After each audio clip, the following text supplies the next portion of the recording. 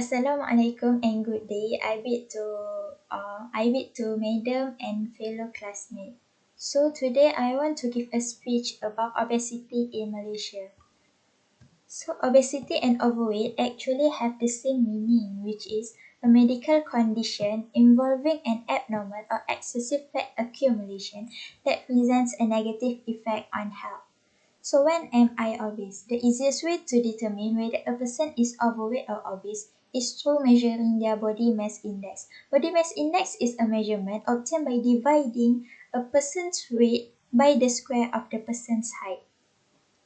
So, obesity is defined by having a body mass index of 30 kg per meter squared or more.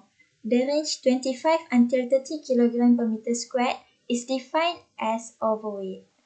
Obesity is further evaluated in terms of fat distribution around the waist. Men with waist 94 cm or more and women with a waist measurement of 80 cm and more are more likely to develop a health-related obesity problem. So, this is the example, this is the proof that I collect from the internet that shows the Malaysia newspaper. Malaysian also does not deny that we are the fattest country in Asia. For the example, this figure 1 I took from the Economist Intelligence Unit 2017. It shows that Malaysia has the highest percentage of overweight population, which have BMI more than 25. Malaysia has the highest percentage in all categories, female, male, and both of them. This figure 2 shows the percentage of obesity. It also states that Malaysia is the highest percentage in this category between the Thailand, Singapore, Indonesia, Philippines, and Vietnam. So the first factors that can become obesity, that our people can become obesity, is by the food intake and daily activities. Have you ever heard any of your skinnier friends eat much more than the bigger one? People starts to arguing on that thing and think it is not fair. Then they try to blame that their slow metabolism was the cause of the weight problem. So what is metabolism? The sum of total of all physical and chemical changes that take place within the body. So from the metabolism process, we can get energy for the hormone and enzyme for the growth and for our metabolic to process. So as the overview, it is the process by which cells break down food sources such as glucose, fats, and protein to release their stored energy. So from the carbohydrate, from the fats, from the proteins that we took, it will come to our body and change to the ATP, and that ATP need heat. Heat comes from the activities that we do. Yes, heat comes from the activity that we do, and those heat will help our metabolism to process, to do their works. So that's why to have the high metabolism, actually we need to exercise more. For that heat can help the metabolism to getting higher, to to do their work. So this is the summary of metabolism, such as a difficult process that happen in our body. So the conclusion is regardless of the taste, energy density, cost, convenience, health, variety from the food that we purchase, it will use for the physiology, metabolism, and the health outcome is from those food that we purchase.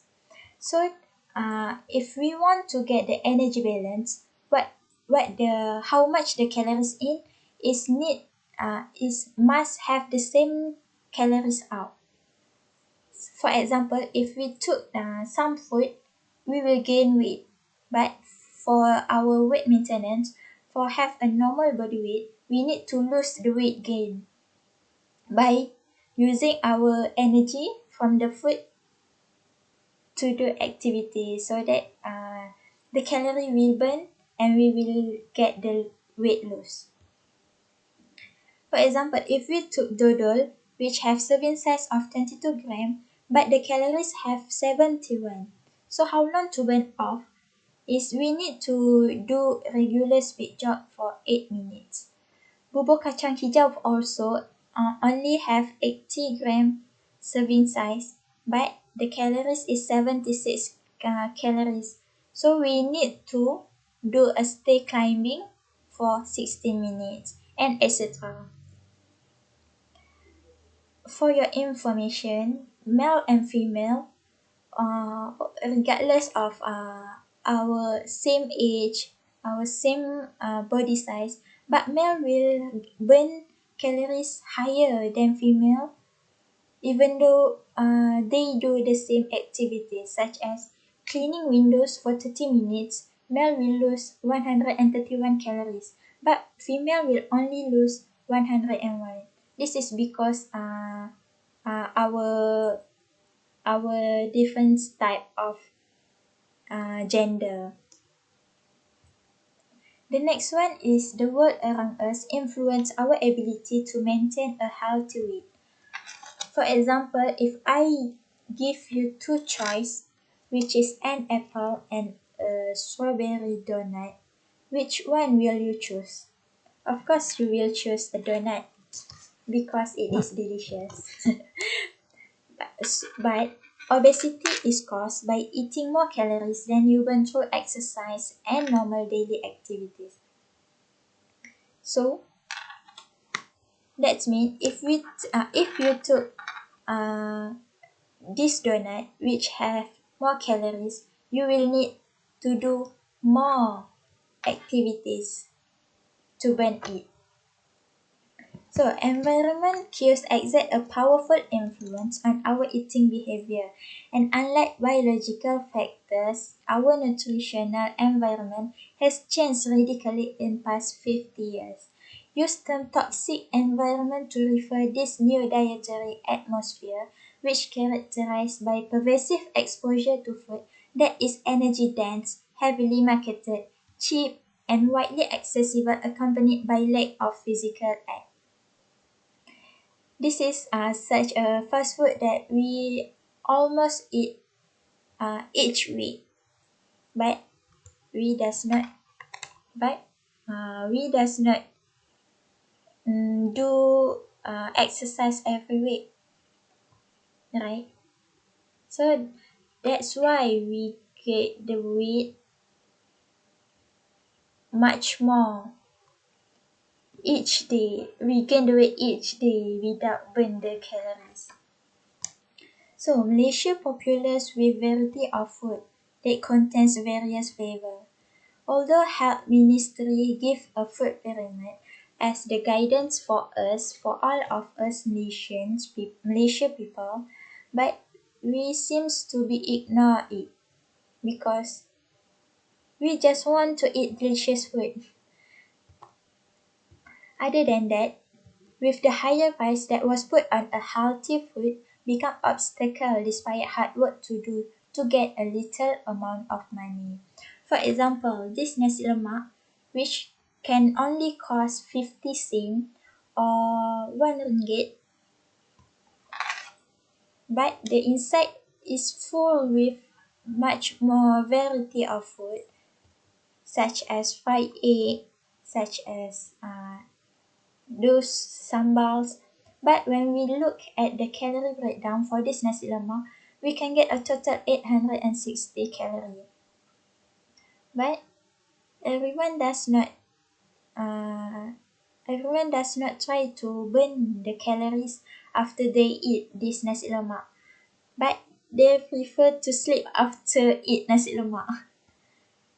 Because yes, it will after we eat nasi lemak, mostly some people will feel sleepy, so that's why they prefer to sleep rather than do exercise to burn the calories. The last factors is the genetics play a role in obesity. So, genetics can play a role in how your body converts food into energy and how your body burns calories during the exercise.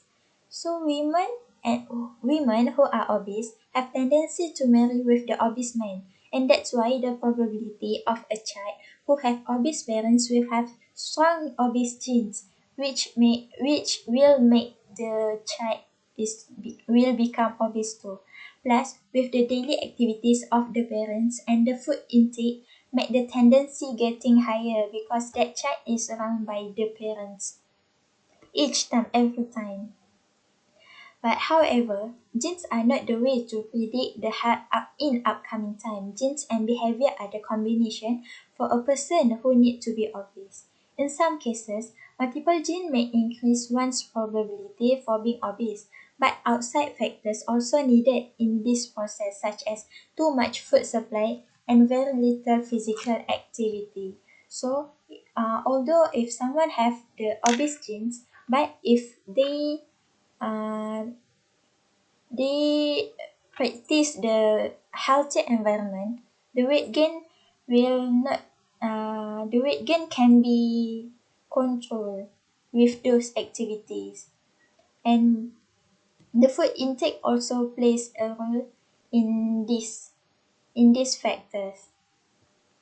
So the conclusion for our health status, depends on the nutrition, depends on the culture, lifestyle, healthcare, and depends on the metabolic imbalance, genetic, epigenetic, disease development that we have, and those are determined by our environmental exposure.